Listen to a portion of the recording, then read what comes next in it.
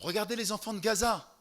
Regardez les enfants qui sont en train de souffrir de par le monde. Regardez les enfants qui ont grandi, nos cousins, cousines au bled. Regardez les enfants qui ont grandi en Afrique subsaharienne. Ils travaillent des fois dans les mines. Regardez parfois un enfant, sa mère, elle est cocaïnomane. Elle a 8 ans et elle a un bébé en bas âge. Sa mère, elle est complètement défoncée avec la seringue qui est encore dans son bras. Et la petite de 9 ans, elle prend son petit, elle lui donne le lait, elle lui change les couches.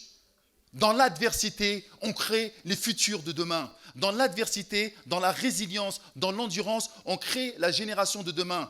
Mais lorsque je vois ce que nous sommes en train de donner à nos enfants. Alhamdulillah wa salatu wa salam ala rasulillah wa ala alihi wa sahbihi wa man walah. Rabbi shrah li sadri wa yassir li amri wa hlul 'uqdatan min lisani yafqahu qawli.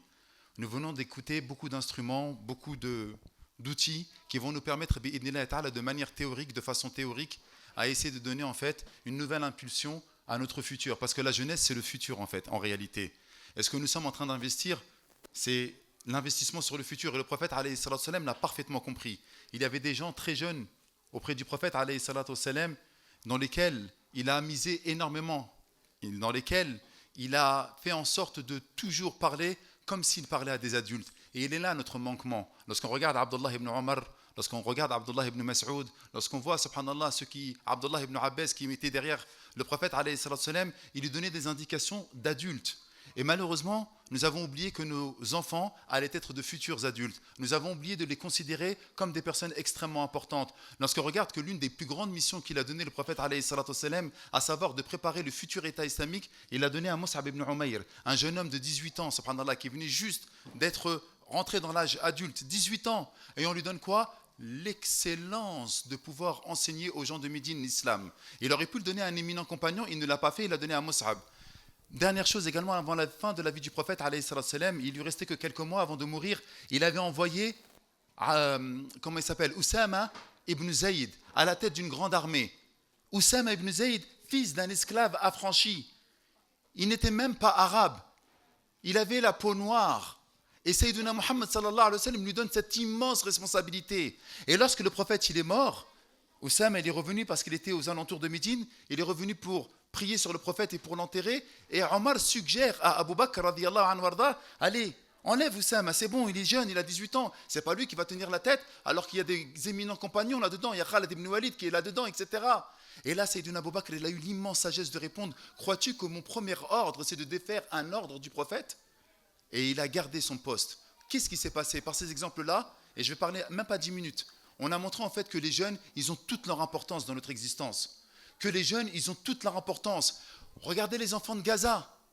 Regardez les enfants qui sont en train de souffrir de par le monde. Regardez les enfants qui ont grandi, nos cousins, cousines au bled. Regardez les enfants qui ont grandi en Afrique subsaharienne. Ils travaillent des fois dans les mines. Regardez parfois un enfant, sa mère, elle est cocaïnomane. Elle a 8 ans et elle a un bébé en bas âge. Sa mère, elle est complètement défoncée avec la seringue qui est encore dans son bras. Et la petite de 9 ans, elle prend son petit, elle lui donne le lait, elle lui change les couches. Dans l'adversité, on crée les futurs de demain. Dans l'adversité, dans la résilience, dans l'endurance, on crée la génération de demain. Mais lorsque je vois ce que nous sommes en train de donner à nos enfants, remarquez, subhanallah, l'extraordinaire chose qui est en train de se passer. Lorsqu'une personne se retrouve dans l'adversité, eh bien c'est là, masha'Allah, tabarakallah, qu'on est en train de créer la génération de demain. Et lorsque je vois les enfants des musulmans et des musulmanes aujourd'hui, vous êtes mariés, Inch'Allah ta'ala, j'ai vu qu'il y avait des petits bambins ici. On a fait de notre génération a'oudhu billah min ghadabillah. Lorsque je parle à mes petits frères et à mes petites sœurs, je parle en fait à des futurs adultes.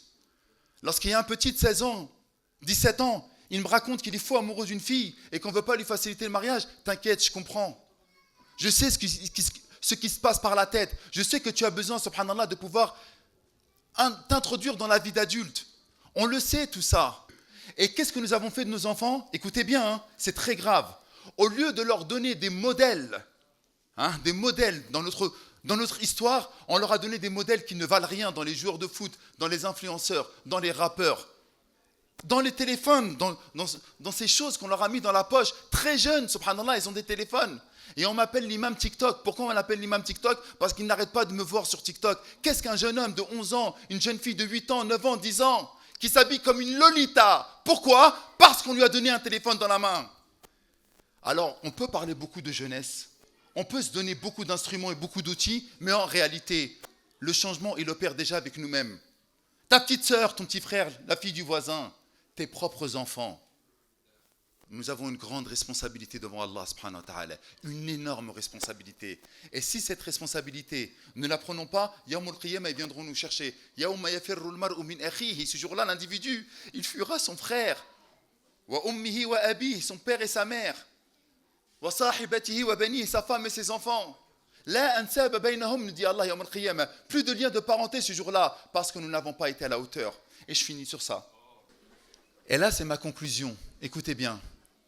Remarquez que tous les grands personnages de l'islam, l'imam Malik, l'imam al-Shafi'i, Sayyiduna Muhammad, sallallahu alayhi wa sallam, Sayyiduna Moussa alayhi salam, tous, dans leur enfance, ils ont dû passer par un moment de grande adversité, de grande difficulté. Le prophète, il a perdu son père, il n'était même pas encore né, il a perdu sa mère jeune. Sayyidina Moussa alayhi salam, il a été jeté dans le puits, sur la rivière, alors qu'il était jeune, et c'est sa mère qui l'a récupéré comme une nourrice. Il a été élevé sans père et sans mère. Toutes les personnes, l'imam Shafi'i, il a été éduqué par sa mère. Ibn Taymiyyah de la même manière. Toutes les personnes qui ont eu des difficultés dans leur jeunesse, eh bien, ils sont devenus forts. N'ayons pas peur, subhanallah, de bousculer nos enfants. N'ayons pas peur de leur montrer la réalité. N'ayons pas peur de leur parler de choses concrètes, d'homosexualité et toutes ces choses-là. Parce que si ce n'est pas nous qui allons leur parler, ils vont l'apprendre dehors. Arrêtez. Oh non, mon fils, il est trop petit. Viens, on va aller regarder Mbappé. T'as acheté tes crampons, on va aller jouer à la baballe. Rigolez, mais c'est terrible. Bon, j'arrête là. Subhanakallahumma bihamdik. Ashhadu an la ilaha illa ant, astaghfiruka wa atubu ilayk. Je suis désolé, c'est vrai qu'on rigole peut-être avec nervosité, etc. Mais moi, mon cœur, il saigne. On a une grande responsabilité aujourd'hui, s'il vous plaît.